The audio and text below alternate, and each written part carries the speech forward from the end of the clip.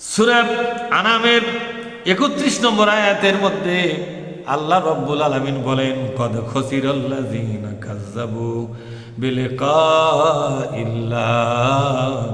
তারাই তো ক্ষতিগ্রস্ত হবে যারা আল্লাহর সঙ্গে মোলাকাত হওয়াকে বিশ্বাস করে নাই। আল্লাহর সাথে আমাদের সকলের কিন্তু কি হবে ভাই? কি হবে? মোলাকাত হবে না? আল্লাহর সাথে মোলাকাত হওয়া মানে কি গপ্পসপ্প হওয়া? বলি ভাই, আল্লাহর সাথে মোলাকাত হওয়ার মানে কি? বিশাল ব্যাপার। আল্লাহর সাথে মোলাকাত হওয়া মানে বিচারের মুখোমুখি হওয়া। যেহেতু পরকালে আল্লাহর সাথে আল্লাহ আমাদের কি করবে?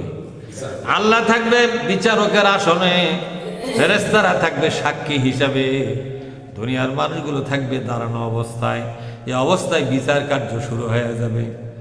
ইন্না ইয়াউমাল ফাসলি কানা মিকাতা, বিচারের দিন কিন্তু নির্ধারণ হয়ে আছে। তারিখটা আল্লাহ পাক নবীকে জানান নাই, দুনিয়ার মানুষকেও জানান নাই, কিন্তু বিচারের তারিখটা কিন্তু লেখা আছে। ওই তারিখেই বিচার। আল্লাহ বলছেন, দেখেন, ইন্না ইয়াউমাল ফাসলি কানা মিকাতা, পরকালে সেদিন বিচারের কথা কিন্তু লেখা আছে, তারিখ উল্লেখ করা আছে।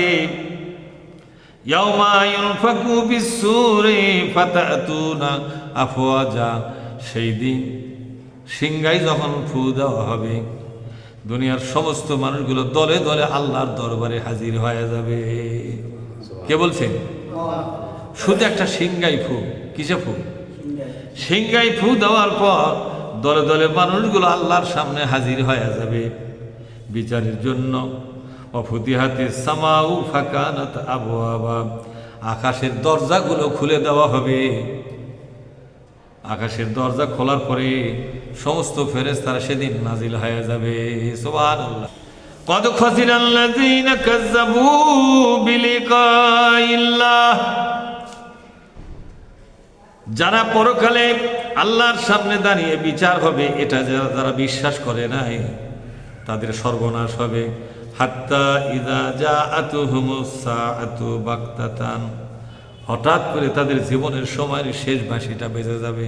কে বলছেন? পরকালের অবিশ্বাস করতে করতে হঠাৎ করে তার হায়াতের শেষ বাঁশি বেজে যাবে। বাগতাতান, হঠাৎ করে। বাগতাতান মানে হঠাৎ করে বাজবে। তখন এই অন্যায়কারী লোকেরা বলবে, কলু, তারা বলবে, ইয়া হাসরাতানা, আজ আমাদের পোড়া কপাল, আজ আমাদের আফসোসের দিন। আলামা ফাররাতনা ফিহা, এই দুনিয়াতে যত অন্যায় করেছ, বিচার করেছি, সেই জন্য আজ আমাদের পোড়া কপাল হবে। নাউজুবিল্লাহ, আজ আমাদের সব শেষ। ওয়াহুম ইয়াহমিলুনা আওজারহুম আলা জুহুরিহিম, প্রত্যেকটা মানুষ তার অন্যায়ের বোঝাটা নিজের পিঠেই বহন করবে। নবী আমার বলেন, অনেকের পিঠ বাঁকা হয়ে যাবে। দুনিয়ার মানুষ জিজ্ঞেস করবে, তোমার পিঠে এত বড় বোঝা কেন? আল্লাহ নবী বলেন, সেদিন যার গুনার বোঝা যত, তার পিঠের বোঝা তত বড় হবে। এই দুনিয়াতে যত বেশি অন্যায় করবে, আপনার পিঠের বোঝাটাই শুধু বেড়ে যাবে।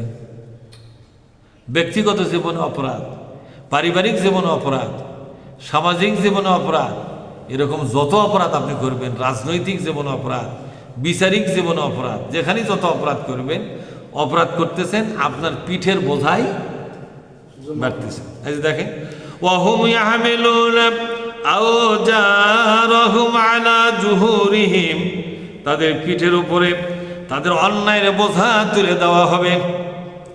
যে যত বেশি অন্যায় করবে, তাদের পিঠে বোঝাটাও তত বেশি ভারী হবে, তত বেশি বড় হবে। আলা সাআ মা ইয়াজিরুন, কত নিকৃষ্ট সেই বোঝাগুলো হবে। ওই বোঝাগুলো থেকে দুর্গন্ধ ছড়াবে। এক একটা পাপ এক একটা দুর্গন্ধযুক্ত জিনিস। তাই আল্লাহ পাক বলছেন, ইন্না জাহান্নামা কানাত মিরসাদা লিত্তাগিনা মাআবা, জাহান্নাম ওত পেতে বসে আছে একদল মানুষের জন্য যারা আল্লাহর আইনকে অমান্য করে জীবন চালায়। নাউজুবিল্লাহ। জাহান্নাম ওত পেতে বসে আছে একদল মানুষের জন্য যেই মানুষগুলো জাহান্নাম, যে মানুষগুলো অন্যায় অবিচার করতেছে, আল্লাহকে ভয় করে না, আযাবের ভয় করে না, বিচারের ভয় করে না, তাদের জন্য জাহান্নাম ওত পেতে বসে আছে শিকার ধরার জন্য। কি ধরার জন্য জোরে বলুন? আমাদের বকের ফাঁদ দেখছে না, বক ধরা ফাঁদ, পাখি ধরা, ঘুঘু ধরা ফাঁদ। আল্লাহ পাক মিরসাদ মানে হলো ফাঁদ। জাহান্নাম ওত পেতে গোপনে বসে আছে, লোকটা বুঝতেই পারবে না, তার মরণ হবে দুনিয়ায়, কিয়ামতের ময়দানে উঠবে জাহান্নামের পাশে। এটা ফাঁদ, বুঝতে পারেনি। লিত্তাগিনা মাআবাব, ওই জাহান্নাম চিরদিনের ঠিকানা হবে অন্যায়কারীদের জন্য।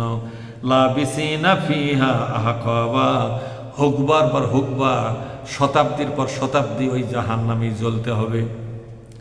লা ইয়াযুকুনা ফিহা বারদাও ওয়ালা শারাবা, ওই জাহান্নামে তাদেরকে পানি পান করানো হবে, সেই পানি ঠান্ডাও নয়, আরামদায়কও হবে না, ফুটন্ত টকবকা গরম পানি।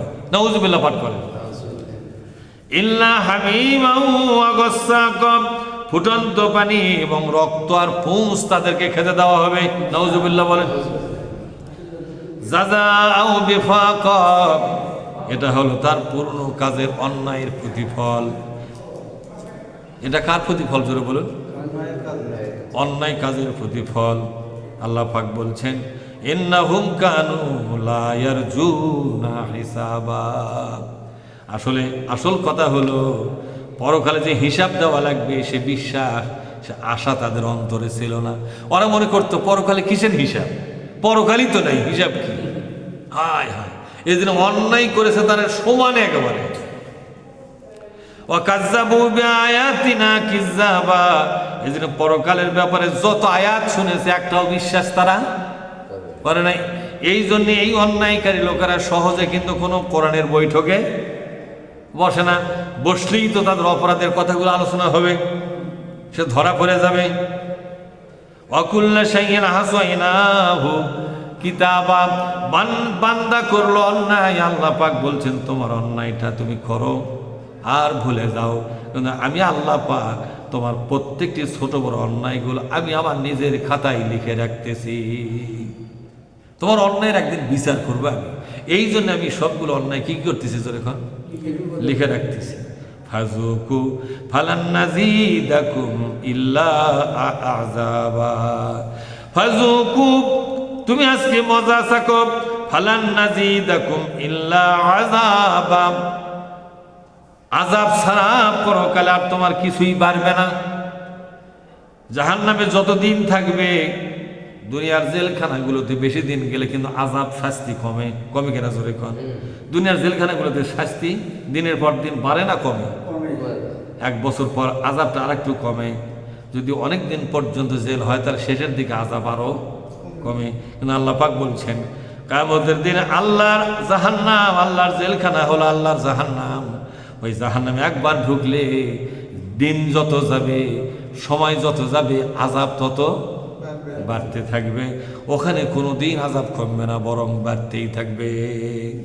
মহাবিশ্বের মালিক আল্লাহ পাক আমাদেরকে এই কথাগুলোকে বুঝবার তৌফিক দিন। আল্লাহুম্মা আমিন। আসসালামু আলাইকুম ওয়া রাহমাতুল্লাহ।